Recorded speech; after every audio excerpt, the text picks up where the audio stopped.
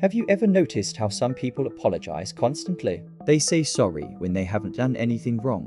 They say sorry for taking space, for asking questions, for existing a little too loudly. And most of the time, they don't even realize they're doing it. Saying sorry too much doesn't come from politeness. It comes from psychology. On the surface, frequent apologizing looks considerate, respectful, well-mannered. But underneath, it often reveals something deeper about how a person learned to survive socially. To understand this behavior, we need to start with safety. Many people who apologize excessively grew up in environments where emotional safety was unpredictable. Maybe conflict escalated quickly. Maybe mistakes were punished. Maybe tension lingered in the air without explanation. In those situations, the brain learns a simple rule: reduce friction at all costs. Apologizing becomes a preemptive defense. You say sorry before someone gets upset. You say sorry to soften your presence. You say sorry to signal that you are not a threat.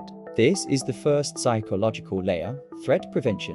Your brain believes that apologizing keeps you safe. And once the brain links a behavior to safety, it repeats it automatically. Now let's add the second layer: responsibility confusion. People who say sorry too much often take responsibility for emotions that aren't theirs. If someone else feels uncomfortable, annoyed, or distant, they assume they caused it. So they apologize, even without evidence. This doesn't mean they're weak. It means they're hyper-aware. Their nervous system is constantly scanning for emotional shifts.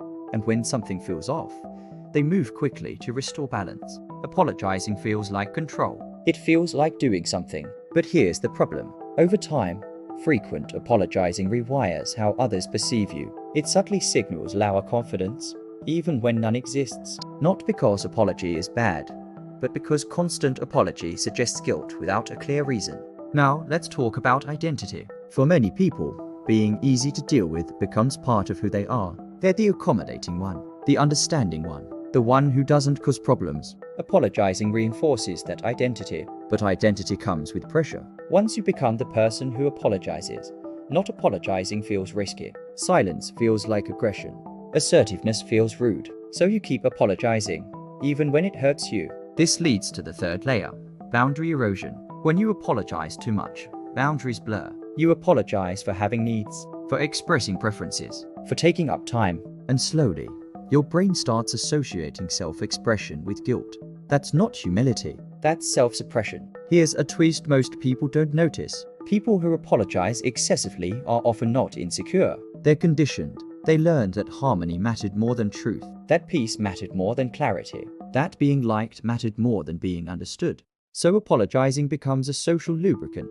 It keeps things smooth, but it also keeps things shallow. Now, let's talk about the emotional cost. When you apologize constantly, your body stays in a low-grade stress response. You're always adjusting, always monitoring, always correcting yourself in advance. That's exhausting, and it creates resentment, not toward others, but toward yourself. Because on some level, you know you didn't need to apologize, and yet you did. Now let's shift perspective. If you are someone who says sorry too much, the goal is not to stop apologizing entirely. Apologies are useful when harm is real. The goal is to replace unnecessary apologies with clarity. Instead of saying, "Sorry for bothering you," try "Thanks for your time."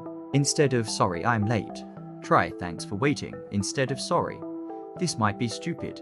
Try "I have a question." These shifts matter because they retrain your brain. They signal that your presence is not an inconvenience. Now, if you're on the receiving end of someone who apologizes constantly, it helps to notice what they're actually asking for.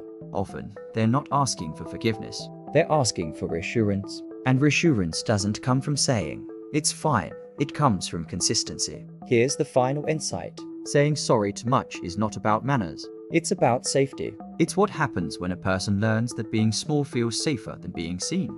That reducing themselves prevents conflict. That apologizing buys peace. But peace that costs your voice is not peace. So the next time you catch yourself apologizing automatically, pause. Ask yourself one question. Did I actually do something wrong? Or did I just feel uncomfortable? Because discomfort is not guilt. And learning the difference changes how you show up everywhere. If you want more brief psychology breakdowns, human behavior, emotional patterns, and the quiet habits people mistake for personality, subscribe. New briefs every week.